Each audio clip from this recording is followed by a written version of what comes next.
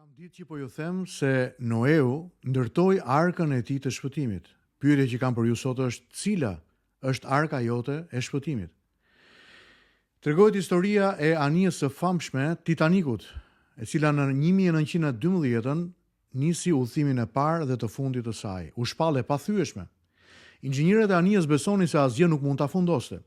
Pasagjerët jetonin në luks, muzikë dhe siguri të rreme, por një natë, një përplasje me një iceberg ndryshoi gjithçka. Uji filloi të hyjë brenda saj. Në fillim askush nuk e mori seriozisht. Më pas uji filloi të ngjitej nga poshtë lart, derisa çdo kuvert u mbush me panik.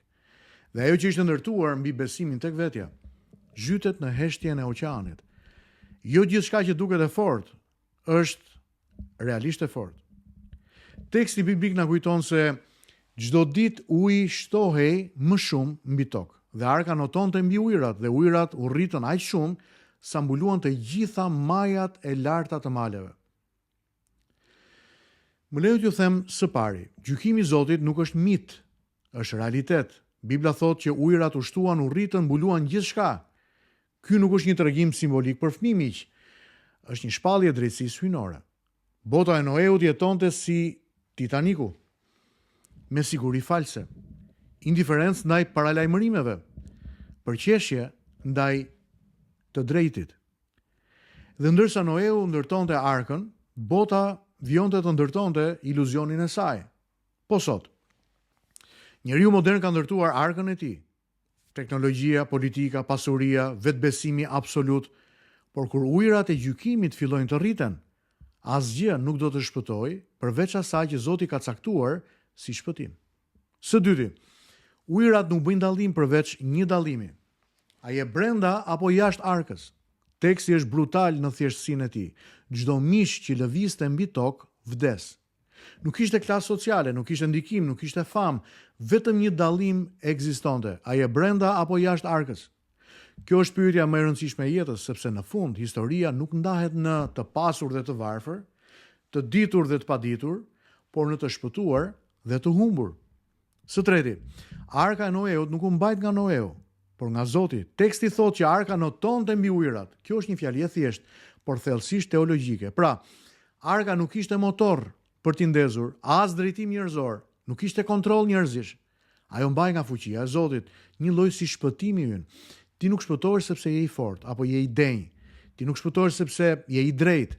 Ti shpëtohesh sepse Zoti të mban, siç thotë shkrimi, ai i mbylli ata brenda.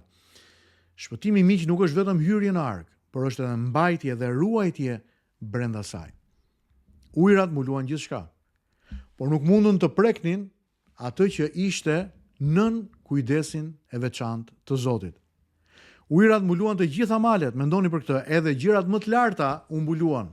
Ambicia njerëzore, krenaria, pushteti, të gjitha u shkërmoqën. Gjithçka që njeriu mendonte se ishte. Gjithçka e lartë u zhduk në ujë, por arka u ngrit mbi ujërat. Ajo që është në Krishtin nuk fundoset. Ajo ngrihet mbi gjykimin. Mbledhni ta bëj personale tani. Sot mund të mos ketë ujë fizik që po rritet rreth teje, por ka ujëra të tjera. Kriza morale, konfuzion identiteti, frikë kolektive, boshllëk shpirtëror. Dhe shumë njerëz jetojnë sikur asgjë nuk po ndodh, si në ditët e Noeut. Pyetja nuk është nëse ujërat do të vinë apo jo, pyetja është a je brenda arkës, sepse Krishti është arka jon. Ai është vendi i vetëm i shpëtimit, ai është siguria në mes të gjykimit, ai është ai që të mban kur gjithçka tjetër rrëzohet.